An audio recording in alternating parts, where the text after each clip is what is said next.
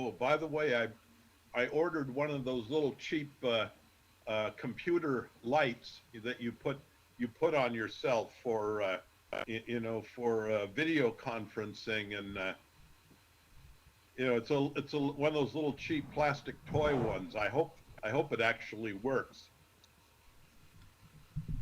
but if it does, it'll make me a little more viewable. All right, welcome everybody to the Pod Brothers Show. And make sure you can hear me okay. This is my microphone. Mic check, 1 2 1 2. Let me turn this fan off because it's kind of loud. But welcome to the show, everybody.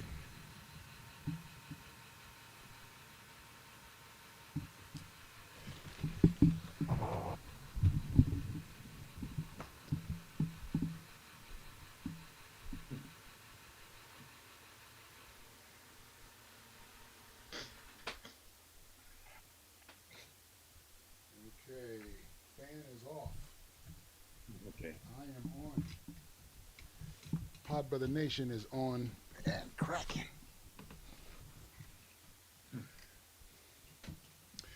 Okay, so welcome to Pod Brother Nation, everybody. And let's see, where are we? That's this camera here, I think. Let me switch it. Switch it up. All right. There's Herb.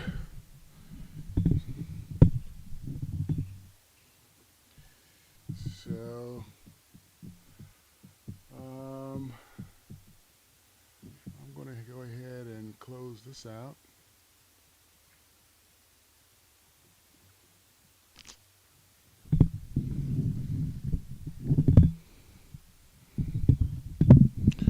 So, how you feeling, Herb?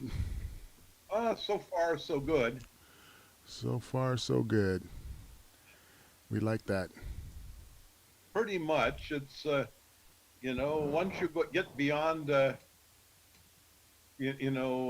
beyond a certain age, you have to kind of plan.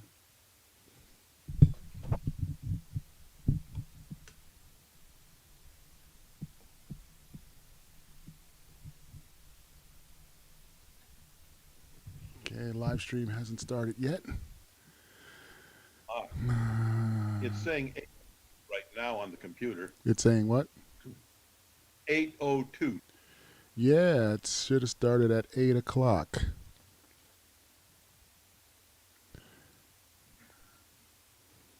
Um, Normally, it starts automatic. But it's asking me to push the button.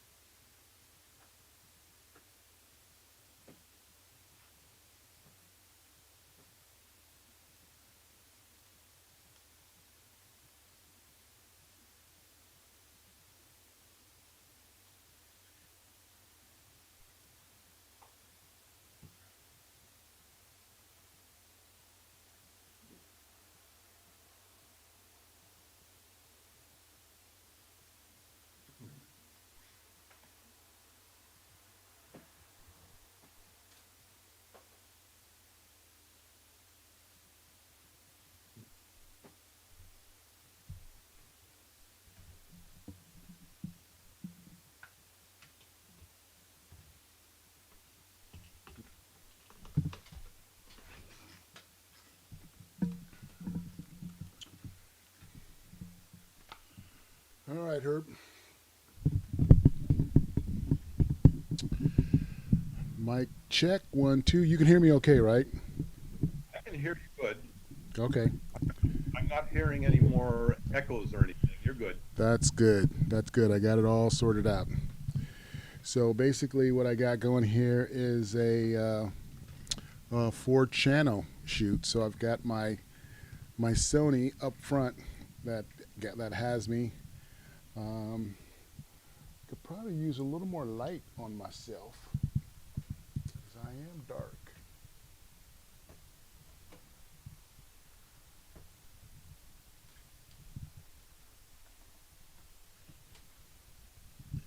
Provided I can find the switch.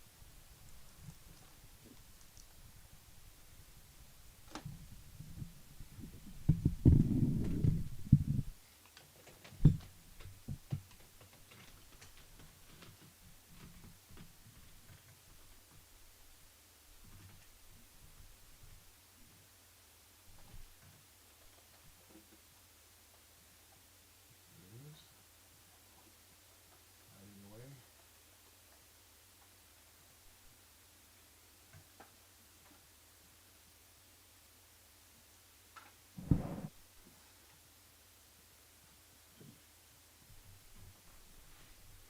There.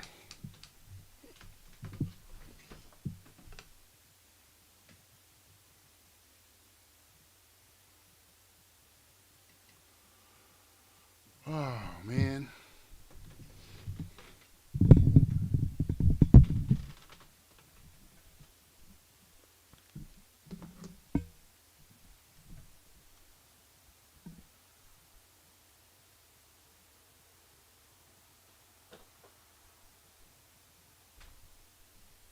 Error starting.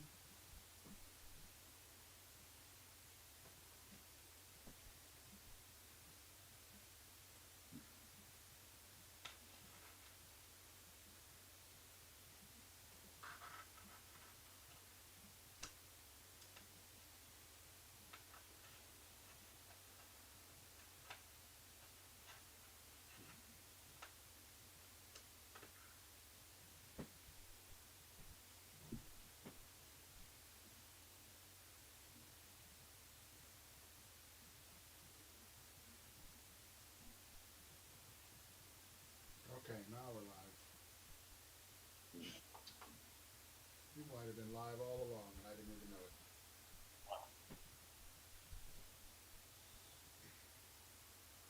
Growing pains, Herb. It's all part of the growing pains.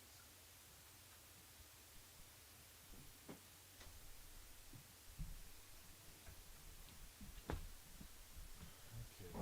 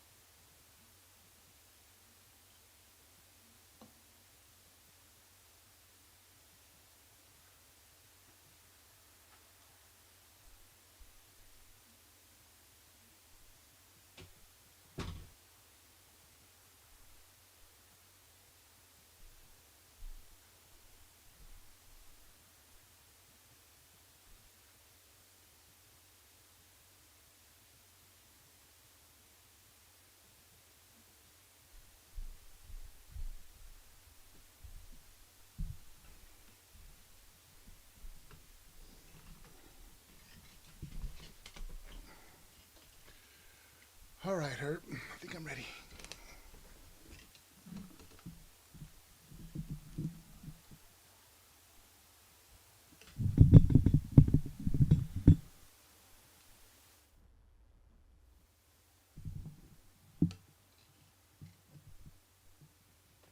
Where's that hiss from?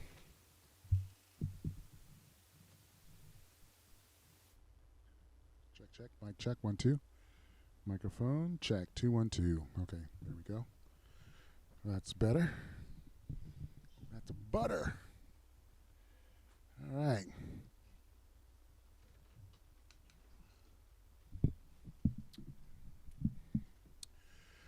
Holy shit. I think I'm finally settled.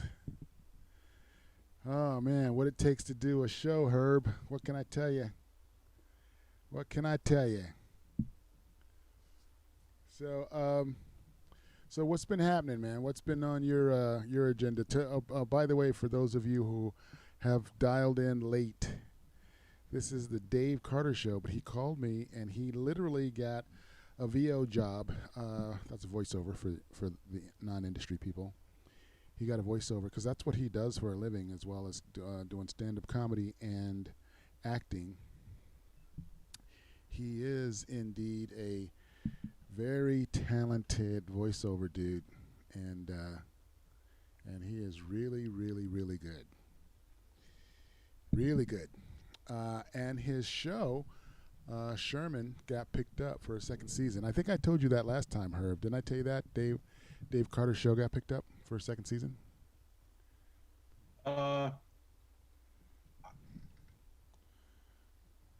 Think about it for a moment, but yeah, I think you did. Yes. Yeah. But I don't know what Sherman is or what network it's on or anything.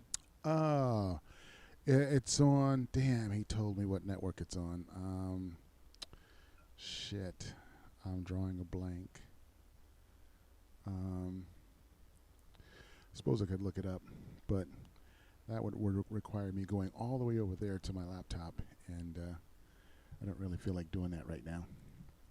When he comes on, he can tell us all about it, because it's his show. So if anybody knows what network it's on, it's definitely Mr. Dave Carter. You know, I was on Facebook today, and I saw one of my other comedy friends, Andrew Kennedy. He's blowing up, man. He got a commercial where he's the spokesperson for, and he's making bank on that commercial because they're already running like 5-6 commercials in a ton of markets. So he's probably making $400,000 or $500,000 on those commercials because they're running a lot. And he sent me a link on Facebook where he's hosting this this show called Good to See You, or Glad You Came. I think it's called Glad You Came. And he's killing it, man. He's dancing on it. He's singing. He's doing comedy. He's hosting. He's half English, half Venezuelan. So he's got the white boy, blonde hair, blue eyes, but he's got that total 100% Latin flavor. So, and he's very, very funny. Very funny, very talented. He has a lot of voices. And God, I'm so glad he's blowing up doing his thing, man. And it looks like a cool TV show. It's kind of a American Idol style of show where it's a big, huge stage, big production. The co-hosts are, sitting at these little desks off to the side in the audience, and the audience is like a big auditorium style audience, and they've got all the lighting and the special effects, and they've got magic on, and bands and singers and comedians, and it's pretty cool. And he's the host. So, man, as a comedian, that's what you dream. That's your dream job, is to host a big time TV network show that's got like all the bells and whistles. And that's a sign of success right there, that you've actually made it. So anyway, I just looked in my Sherman's Showcase on IFC. IFC, that's it.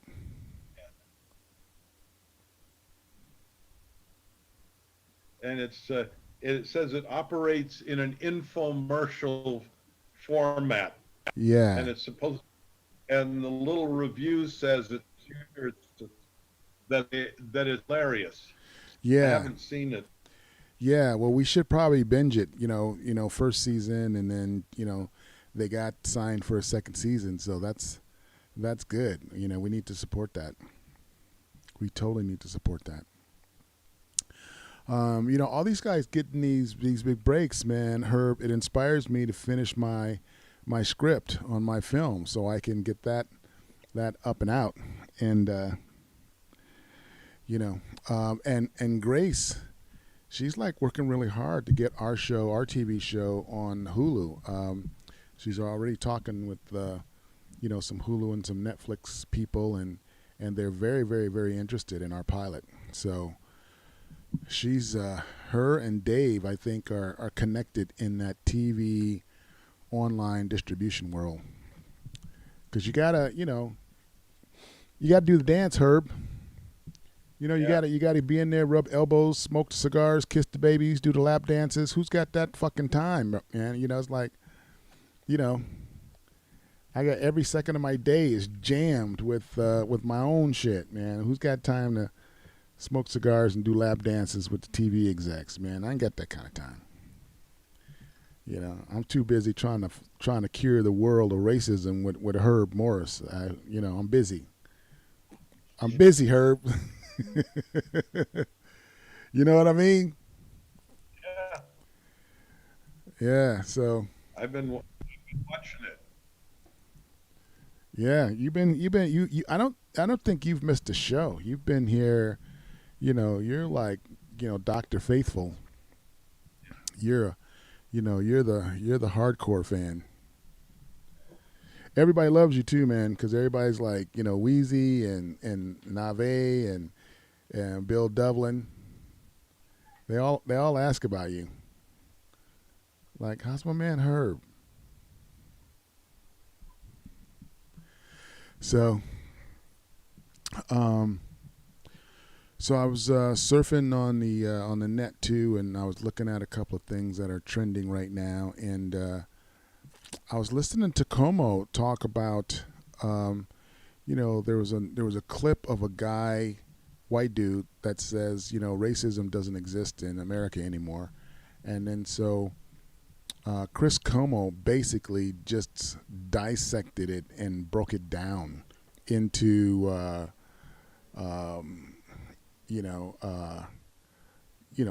step by step, piece by piece, why there's systemic racism and how it works and how it actually does exist, and how and why it's real. And he basically broke it down. I mean, there were some things that I wasn't even aware of, and I didn't even think about. And one of the things in his commentary was, when they designed the freeways, they made a special effort not to, put exits in the neighborhoods where people of color were, so it wouldn't be easy for them to access the freeways. And now that I'm thinking about it, as I travel the country, I did notice that there's there isn't as many off-on ramps in the hood as in some of the other areas.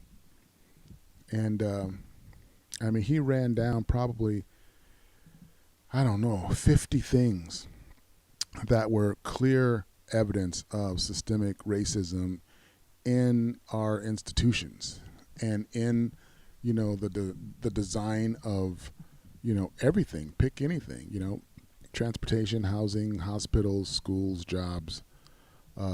He just basically broke it down, and I've been telling people that for years, but people think I got a chip on my shoulder, and it's like, why are you always talking about this racism stuff? And it's like, well, it's because you act like it doesn't exist. If you'd acknowledged it and would be part of the solution, then I wouldn't have to talk about it so much. But since you don't, then I got to talk about it. So, but I saw also where Congress is looking to pass a bill that is a anti-police abuse bill of some sort. Did you hear anything about that, Herb? Democrats and the Republicans each have their own version. The Democrats are trying to do away with things like chokeholds and this sort of stuff, and and trying to things that used to be commonly done that kill people. They want to make them simply illegal because, in a general sense, they were used to kill people. And so, on the Republican side, um, they're not doing any of that. They're just sending the police more money, and they're not really, not reforming anything. They're just reinforcing things. And what they're doing is that they know that the Democrats won't vote for something like that, and the Republicans are not going to vote for anything that the Democrats want. And what it is they're trying to create a setup where, when they go out on the campaign trail, they can make the excuse that the Democrats don't want to help. Yeah. So it's all the usual game. And what's happening is that, and this is kind of a long-term thing, but over time, pretty much, and it got, and this really happened when Obama won the presidency. The Republicans simply stopped trying to govern at all. All they did was try to prevent everything. Yeah. And their whole plan was to block everything that Obama tried to do. And it was what's his name, Mitch McConnell, just in one of these Republican meetings, saying that they were going to guarantee that Obama was going to be a one-term president, and they couldn't do it. But with those the midterms, there that they had the whole that whole what do you call it, Tea Party foolishness. Tea Party started out as as rebellion against a whole lot of things, and then it got completely astroturfed by a few billionaires who took Tea Party tactics, starting at the little city and county levels, and they applied it to their agenda with billions of dollars behind them. And so they got people in who were idiots, and and the idea was to prevent government. One of the things with all of this is this idea of libertarianism, and shrink the government. And they don't give a damn what government does. They just don't want to pay any taxes. Well, And Dave is here. yeah, they want to completely and totally eliminate the government, not just downsize it. They want to get rid of it 100% completely, where it's just the wild wild west. No laws, no governments, no nothing. It's just everybody. The rich people can basically do what they want, and everybody else is left to fend for themselves in the wild. Well, actually, the Wild Wild West was more orderly than you'd think, because everybody was a Civil War veteran, and most of them had demobbed with their guns, and they did enforce some social order. Where it really was wild is, you get into places like tribal Afghanistan, and who's fallen back into what they were, say, 150 or 200 years ago, where social order is maintained by murder. Somebody causes some kind of social problem, and the tribal members, whoever they might be, just kill them. Yep. That's how it's maintained. Well, that's it. that. That's what that is, but none of them truly understand that. Yeah. And then there's that libertarian thing, where they think taxes are theft. No, they're not. Taxes are what it costs to be rich in the United States of America. And in fact at least to my point of view, there's a lot of things that need to be done. And starting with Reagan, they simply knocked taxes down so far that we can't pay for anything. And so, in the most prosperous time, at least for white people, in the history of the country was the 1950s, and that was Eisenhower. And with Eisenhower, the income tax was, well, it was above 90%. I think the peak was 1954, 55, when it was like 93%, but it was 90% all the way up to Kennedy. And what that time was the most prosperous time, for at least for white people, in the history of the United States. Well, And because you could reinvest, so you wouldn't have to pay that 90%. So you were able to build and grow wealth. it made them reinvest, so the country got built. And also the country was doing things, to to carry that reinvestment. We had that whole, the whole state highway system tied the country together. And that's strategic. Right. And they started building railroads up too. But once the Koch brothers got to work, every time there's any kind of a public transportation project, ever since the 70s, they have a foundation that just puts, over time, billions of dollars into fighting every public transportation thing. Well, In that's a whole nother chapter there, man. Them Koch brothers and all their strategies. We got Dave Carter is just got off the hot mic from doing some voiceover. Is here with us. Dave, what's happening? All right, so let's. Hey, gents, I was just taking it in. Herb, did you say that people were paying over 92% in taxes? Yeah, but the idea was to reinvest so you didn't have to pay it. I heard that part. So they were only getting to keep 10% of everything they made? Above a certain amount. It was above $100,000 in 1953.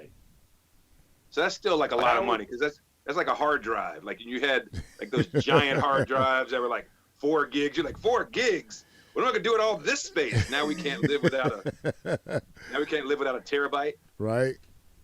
So basically, inflation has caused that 100,000 above that amount to be billions. It's on a curve, and the curve is progressive. And once you're everything above 100,000 was was taxed at that rate. And the way you avoided the tax was reinvest in you're a billionaire or a millionaire, you reinvest in your business.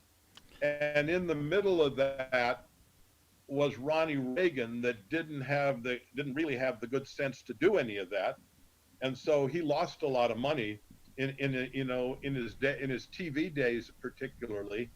In Death Valley days, he made above $100,000 a year. So everything above that point, he wasn't good at having his own business. He got some real estate. That was one other way out of it, but only up to a point. So when he got to be president, the first thing he did was knock the top tax rate down to 35%. Well, I'll say it this way: good for productions, horrible for America.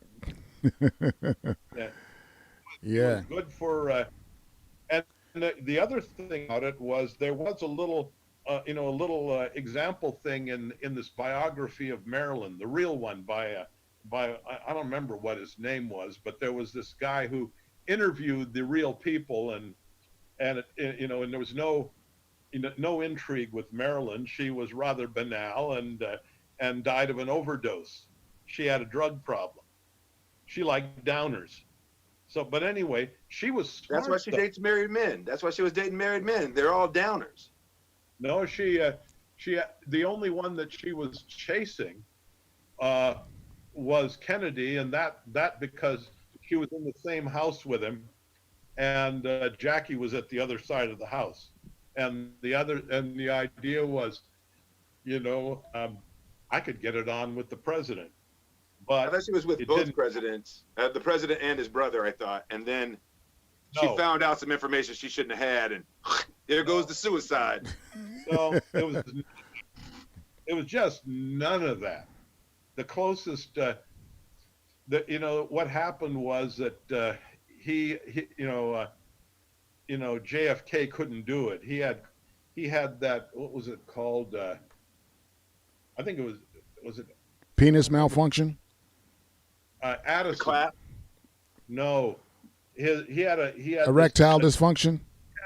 he had this adrenal disease that was going to kill him, and if he hadn't been assassinated, he probably wouldn't have made it, to run for his second term. It just wouldn't, he would have died along the way. He was dying. But anyway, they couldn't do it. They actually, the evidence they have of it was her calling up her chiropractor and wanting to know if she could do anything for the president's back. She was in the bedroom with him. And what this guy did was he gave her a couple of little things, maybe, but maybe not, and he charged her $2.50 for a telephone consult. And when she mailed him the check, instead of cashing the check, he took a paper clipped it to the chart page, and put it away in his ledger, and never cashed the check, because this was history. And the only person he told it to was the guy that wrote the book. His name was Posner, but I don't remember what his first name was. And the thing is, nobody in all these other books and with all the conspiracy theories, none of this, nobody had talked to them. This guy talked to Bernice Miracle, which was her sister. Leave it to Herb to find a $2.50 check that proves the president couldn't get it up to do it doggy style with Marilyn Monroe. He liked to watch. He's just, some dudes don't want to do anything. He's like, yeah, you go ahead. You go ahead. I'm going to just voyeur. I'm going to just be over here and watch. I'm just going to watch.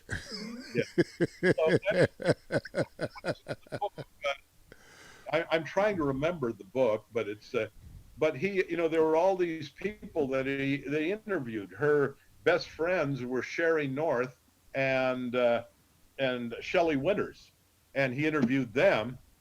And the consensus from, Marilyn, her sister and her brother and her best friends and all this, she died of an overdose. She liked barbiturates. Right. So this had nothing to do with the space aliens. Nah. Her having information from the president about space aliens. Oh, hell no. She just had the whole thing was she was compared to Ronnie Reagan, who lost his movie money more or less. She took her movie money, and instead of losing it to income tax, even though she made less than half what Ronnie Reagan did, when she died, she was a lot richer than him, because she had taken what she made and she turned it into Marilyn Monroe Productions. And her heirs were the Strasbergs, who basically had no idea how to run her little business empire. And so they turned it over to United Artists. And I guess when the book was written, which I guess was back in the 90s, this bit of Marilyn was still running as part of United Artists. She actually has quite a heritage there. She'd been doing commercials and training films and B&C budget movies. And she had when she had died, she had quite a few she had quite a few projects going. And what killed her was basically some kind of medical misadventure because of her psychiatrist that turned into that basically turned into a drug overdose, and she died. Did you have something that you wanted to put on the table for Dave to discuss? Because Dave, Herb and I, we talk about a lot of, as you can see, Yeah, I'm thinking, is this test gonna be pass fail? Is it gonna be like? Is this gonna be? Because I'm not prepared. As you can see, like For the test. Herb is like a Wikipedia of all kinds of stuff, and you could sit and listen to him for hours. And if you don't pay attention, you could fuck up the curve. I also think that for the Herb rest might of be the a little bit students. of dial-up, though. It might be a little dial-up versus broadband. So we're always chopping it up about something. I mean, Herb is kind of like my AM radio for for politics, and I buy it. I like that. That's good. It's good to have one. yeah, Especially in times of any situation, like you can take them in the car. If there's an EMP, it doesn't put him out. He'll just keep going. well, I have a lot of my own little theories. That based on my experience and my comedy and my own critical thinking, and it's good to have a Herb to run by some of your ideas that you feel because he's been around and seen everything and so well read and kind of a historian on so many things. He can fill in the facts and fill in the backstory on a lot of some of my concepts, and it allows me to like backtrack them or retool them or redial them or completely throw them away.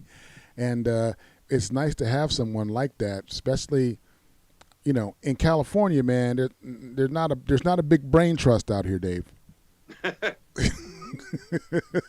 It's TNA, drugs and drinking, and parties, and you can't go deep with too many people on anything. I mean, I'm speaking generally, but I wasn't offended. So I'm like the Cliff Notes of thoughts.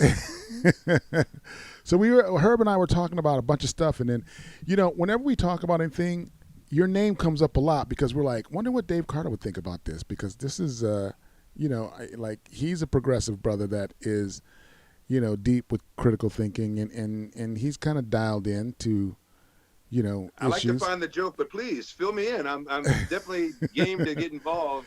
Yeah, we were just talking about something, and Herb. I mean, we talk about so many things. I can't even dial in which thing it was. Herb, do you remember what we were talking about? That we were like fantasizing about bringing Dave into the mix. I've forgotten now. Yeah, I don't remember stuff that well either. yeah. I mean, Dial-up. I'm old. dial up. Yeah, dial up. We're not working with solid state here. Well, I had a computer in 1981, and it was a K-Pro. K-Pro. I'm not sure who made the K-Pro. Was that the compact, or which one was it? That was before the Oh, compact. It was there was something called an Osborne.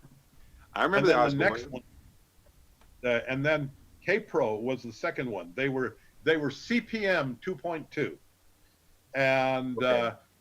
and if you had them all optioned up, they were 64K of RAM. They had Amber monitors. They had a little amber monitor. The thing was Yeah, a I remember it. sewing machine.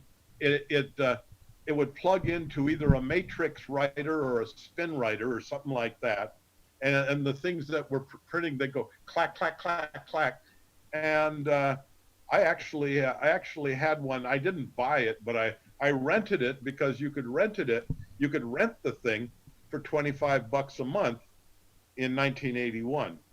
It was what was that called? Abbey Rent. I think it was Abbey Rents.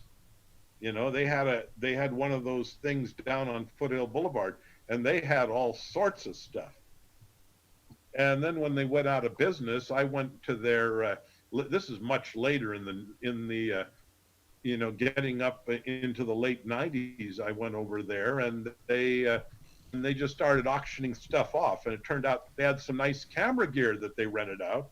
So I ended up with Okay, one I'm of about to say, you're not going to get a computer from them in the 90s. Like, you got a wind-up computer. I'm like, you got to go buy one of them over there. Like, brum, brum, brum, brrr. Dial up. Tap, tap, tap. Dial up. Dial up. But the thing was, it was dial up, and what it had was the actual speed of the thing. It had a modem in it, and it was 1200 baud. Yeah, I remember 12. 600 and 1200, yeah. Well, the slow, it was 300 was the slow one. 1200 you were really cooking along. And you had 600s though, like that was the consumer, was 600s and 12s.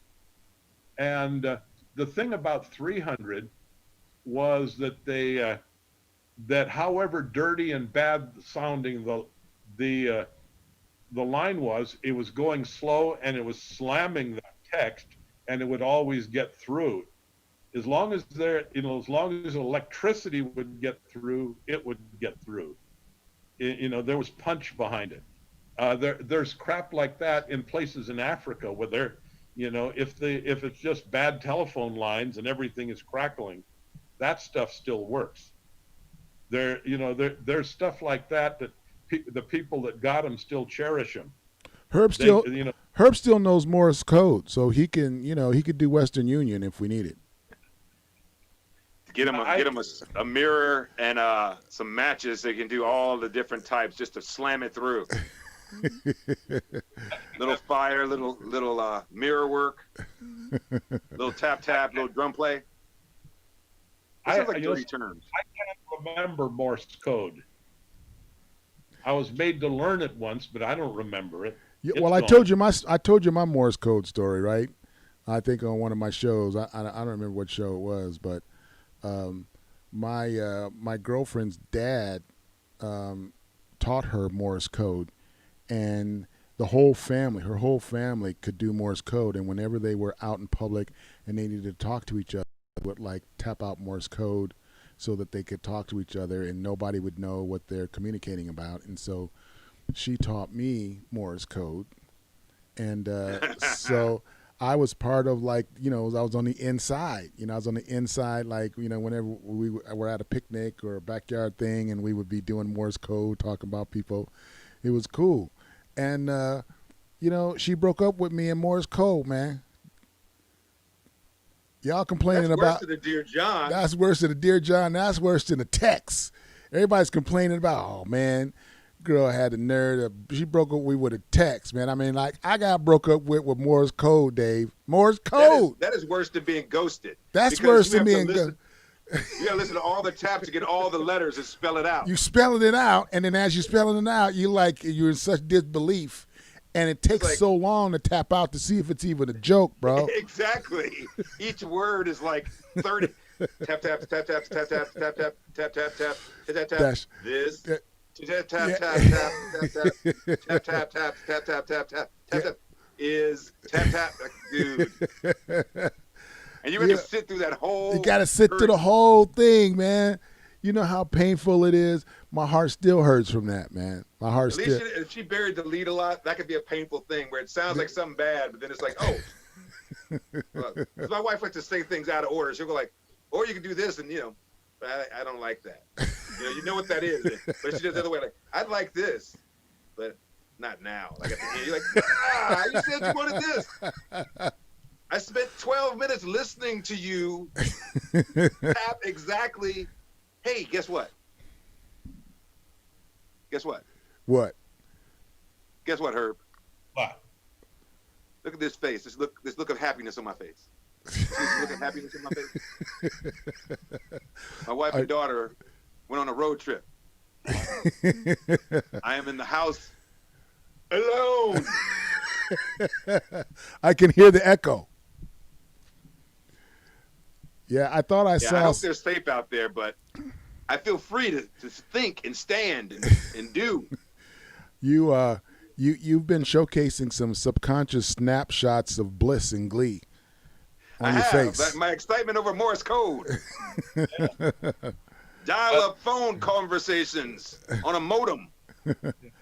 So Dave, tell us about Sherman, because you kind of like flirted the last show and you didn't really go into it too much. But then I got a message. No, I've been trying to, but my bandwidth has been crazy, and then we had internet issues, and then that's because you got Herb on here using all the bandwidth. Herb takes a lot of bandwidth. You don't have a lot to pick up your Hulu or your AMC or your IFC. This past Juneteenth, they aired our 1 hour special for Sherman Showcase Black History Month Spectacular in June. I heard you on NPR doing a plug on the show. Oh, they had a thing. Yeah, I was in part of that. Yes, they Yeah. had me featured in pieces of it. I- But it was a great thing, and it went really well. You can catch it now on your various services, like Hulu. You can catch it on IFC still on their page, or AMC. So we've been simulcast. We're going to be simulcast with our season 2 now. We got our season 2 pickup. Sweet. We're Have you like 6 more episodes. started writing your episodes yet, or? No, we just got the pickup right before it aired. So like last Friday. Oh, cool. Cool, yeah, man. I'm very excited for you. excited. I am very excited. Yeah. Your brother's got a job for a minute. Brother got a job, yo. Like today, that was interesting too. I was doing voiceover today for some political things. Was it your old white dude voice, or? One of several. My politically leaning voice is like, Stephen Kimbrough, never a good politician, always a man of the people, and the right man for your podcast, Stephen Kimbrough. That kind of stuff. Nice. That kind of stuff. Politics based. I won't go into it, because they make you sign stuff in politics. Sure. They're litigious. Sure. Politicians are litigious. Sure. When I first heard your act and you went into the voiceover, the old white, I fell out. That was the funniest thing to me. And why it's the funniest is because Coors sponsored me to be the Coors Light Comedy Commando on their Coors Light Microjet Airshow tour. What? You had a microjet? How did you fit in a microjet? Well, I didn't fit in. I didn't fly the jet. They had pilots for that, but the pilots would go on tour, fly these jets, and I was like the fringe entertainment for the air show. Like the air show is all about the the airfield air show. Yeah, Oh, the jets are I in thought you the were in air. the airplane telling jokes to a pilot at 2 G's. What was this joke? Yeah. And Oh, so that's cool. they had these ground shows, and they had these hangar concerts, and they had all this cool bands and DJs, and Coors Light sponsored all of that stuff. So Very cool. they saw my show, and they wanted to add me to the ground entertainment, and so I was the MC opening act for the headlining bands for the opening air show hangar shows, which had like 10,000 people in these hangars. They pull the jets out and they turn it into like a concert hall. And then That's I pretty also awesome. was on a tarmac. They had a little stage set up for me next to the jets, and I would throw out T-shirts and do trivia. And then I also did the announcements of the air show routine. They're acrobats, so they had me punch up their narration on their aerobatic routine, and so I'd crack all these jokes and create some comedic excitement, and it was fun, man. It paid great money. I mean, thousands of girls every show, every weekend. It was crazy. So you literally were by air and by sea. By air and by sea, Dave. And you know You what? produce shows by air and by sea. Yeah. And the funny thing is, I'd go to these air shows, and I literally would be the only Cocoa Puff in the box of Rice Krispies. They would like, there wouldn't be another black chip in the cookie for, I mean, thousands and thousands of feet. Wow.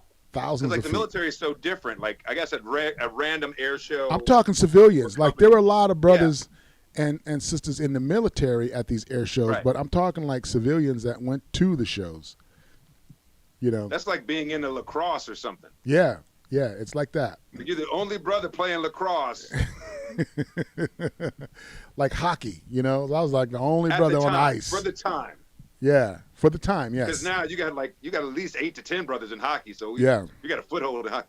With one chocolate chip at a airfield. Yeah, it was fascinating, man. It was interesting, and I made some reference. I made some urban reference, and like I got no laughs.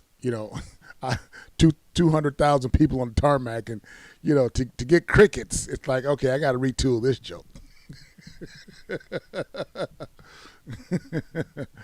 Yeah, I think I did a joke about something like the jet's wheels are really small because it's a small microjet.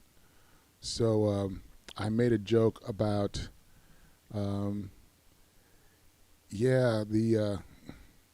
it's not too smart to bring these jets in the hood because this jet was up on blocks because there's no wheels on it. You know, because once it's in the air, the wheels are so small you can't see them, so it looks like it's just like ruts, but you can't see the wheels. And I got nothing, bro.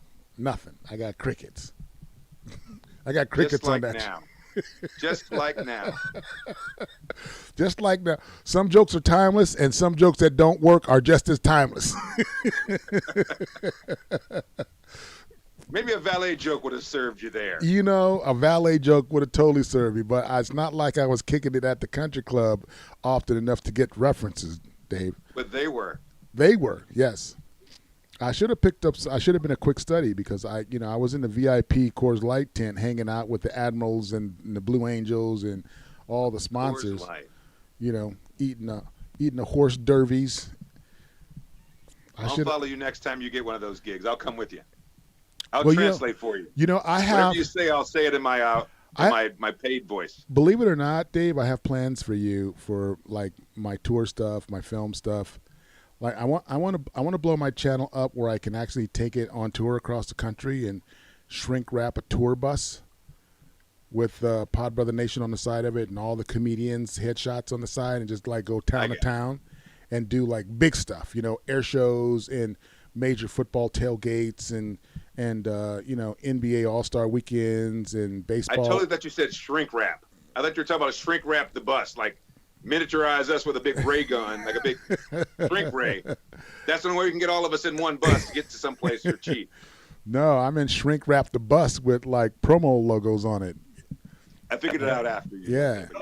The vinyl skin stuff. Vinyl skin, skin wrap, you know, vehicle wraps. I was literally thinking mad scientist stuff, like the ray gun and everything. Yeah.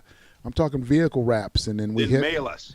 We hit like major sporting events, and then we have our podcast shows and our comedy shows and our DJ tailgate, mega parties, and like for the big events, kind of like a traveling Coachella. Hit like the Coachella style events where we roll let's in get there. some coughs on the road. That's what I'm talking If we about. ever get back to that. Do you think we're going to get back to that? Because it looks like basketball may not be coming back now. Football's still saying they're on schedule without the Hall of audience. Fame game. Yeah. You think? I think, it's coming back. It's just a matter of when. Well, that's the question. Do you think we're coming back this year for No. stuff? Or? Nope. I don't think so. Because we, we're fuck ups. If we had really locked down and shutting the virus down seriously and getting everybody tested and just trying to get this virus to if we just shut down and the virus runs its course through everybody and then we come out like the virus is gone. But You're not going to shut down my freedom, Steve. You're not shutting down my freedom, man. I have the freedom to be out on the street. out on the street and Did you get the video I was sending around the cop? Not the cop, the Miami real estate woman who went on a tangent about people not wearing masks, and she had me cracking up because she was so dead serious. She was really fucking pissed. And she was like showing a house to this woman, and she goes, "Do you mind if you put a mask on?" And she said no. And the woman had the nerve to cough like 2 minutes later, like a real cough. And so she's in her car, driving back, and she's like really venting and going off. And she's like, "You motherfucking idiots. It's like I just showed a house with this woman who I asked her if she'd wear a mask, and she says, no, I don't believe in this virus stuff. And she wouldn't wear a mask and had the nerve enough to cough like 2 minutes later. And it's like, it's because of you fucking idiots that the virus is still like going on. It's because you guys, you assholes, we're not going to have a Christmas. We're not going to have a New Year's Eve because you're not willing to wear a fucking mask because you don't think no one believes anything anymore until they get it." Yeah. And she was going worse than off. the Dark Ages, where it's like, I'll believe in the things that can fly when they fly. Like they don't believe it unless they see it. Like you can't tell anybody anything. And now it's like, nah, that's just a hoax. And then they get it. Then they want you to feel bad and listen to them. Then like, right. I feel so bad. I didn't think this was. you know, I thought it was this. I'm so I thought it was wrong. so Well, fake, duh. and now it's like. But now you already made it worse for 3 more months. You should have to suffer. You should have to like take beatings or something, or like give up something. You have to get like you have to have. You like, should get a beating. yeah, give up a beating, or it should be like Lent. After you get busted for doing something like that bad for the whole community, you have to give up something for like a year. Or Yeah. like a good 7 months, however long the Something. pandemic is. You got to give up that same amount of time. You know, maybe your quarantine should be amplified based on how many people you exposed. So each person represents like 21 days or, 14 days. Oh, snap. You want to get, You know, you going like Old Testament. I'm going Old Testament. You contaminated 21 people times 14 days. We'll see you in a year. That's what I'm talking about. I was thinking more like, okay, you don't get social media for you. Like I was thinking like, you're like, no, you're gonna be alone in captivity, and you're gonna just food and water, no drinking, no nothing, no good cable. Put you in solitary confinement with no internet. Yeah, I was just saying, we'll take away your social media privileges. Your social media is gone, and you don't get to say dumb shit for like a year. Yeah, well, you're a kinder, You have friendlier. to make signs. You're a People kind. lose their mind. I don't write. You're taking away my freedom. Well, she went off. I'll have to send you the link, man, when I get over to my I computer. probably have. I don't look at a lot of those things I get. I looked at the one because I saw the title on it, but I normally don't get to look at them because I get so many of those things that if I start looking at them, I just get more and more sad, especially right now how the world is actually spinning. Right. I get more and more worried about stuff. I start what they call it, like apocalypse, like scrolling. I start like just looking to see what else has gone wrong, Right. and then I can't get out of it completely for a while. Well, they daisy chain all the similar videos too. So when you get one, the next one pops up. You're like, oh shit, I gotta watch that one. And another one pops up. You're like, oh shit, I gotta watch that one. Next thing you I'm know, too it's old like, to be caring about that now. it's I have like to just 3 go hours with what I later. see. and How do you think Herb survived so long? He doesn't look at all that stuff. he doesn't look at any of that stuff. He man. tells you everything he remembers. The last plague. He remembers, yeah. We were talking about Spanish flu. Remember that? He told us all about it because he was there. He saw it. Well, we had a He shoot was a last small, weekend. small child. We had a shoot he was last. there. We had a shoot last weekend, and Herb brought his 1413 Black Plague T-shirt, which I thought was hysterical. He goes, "Hey, did you check this out? This guy." I go, "Oh, that's funny. That's the Spanish flu." He goes, "No. Check the dates." I was like, "Oh shit, he's like 2-3 centuries before this. This is I'm like the wearing- Black Plague." You're wearing it now? Yeah. It Here's the says thing. I didn't know they made T-shirts back then. Black Death European Tour, 1347 to 1347 to 1351 or something like that. Just look down, then- Herb. It's on your shirt. Yeah. Yeah, 1351. And then on the back, it's like a rock concert T-shirt. On the I get back shows all the cities and regions that the Black Plague just cleaned out.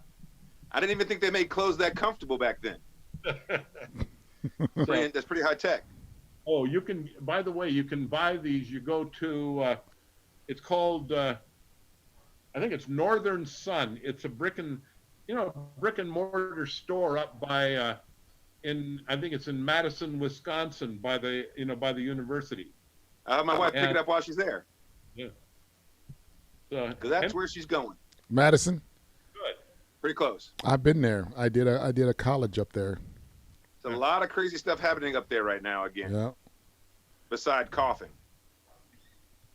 By the way, there is one thing about all of this that this whole thing isn't going to settle down until we get enough actually get a good vaccination and then get it into at least 50% of the country, and that'll give us be enough herd immunity to start stopping the spread. Otherwise, we're just going to have to lay low, and this whole thing may not hit fruition until the middle of 2021, or maybe not even until 2022. Depends on how. I was excited about them going away until the fact I realized there's no one here for my herd immunity to come through. So I don't go outside. So I got to stay in the house now. Yeah. Also, what you might want to think about is they may not have gone under anywhere. They just want to spy on you. So they're in the crawl space with their ear on the floor underneath you, listening for whatever you might be doing. That's why I'm doing nothing. I'm not a dumb man. I understand that's possible.